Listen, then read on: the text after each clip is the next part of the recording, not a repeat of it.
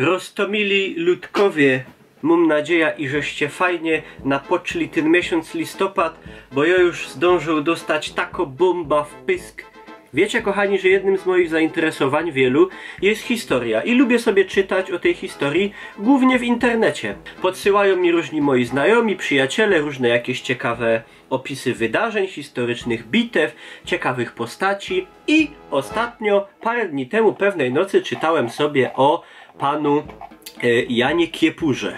Jan Kiepura, no komuś trzeba tłumaczyć, wielki polski śpiewak, tenor. Myślę, że każdy tą postać przynajmniej z tego imienia i nazwiska kojarzy. Czytam sobie więc o panu Janie Kiepurze artykuł. I to nie na jakimś portalu Krzaku, tylko na stronie histmag.org. To jest strona z taką dość, powiedzmy, niezłą renomą i spodziewałem się czegoś rzetelnego. Jakież było moje zdziwienie, gdy dojechałem do fragmentu, cytuję: urodzony na początku XX wieku chłopak z Sosnowca przez pierwsze lata ledwie wiązał koniec z końcem.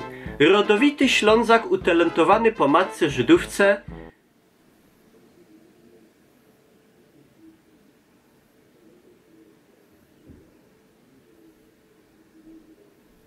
i przeczytajmy to jeszcze raz, bo może się jednak pomyliło. Rodowity Ślązak.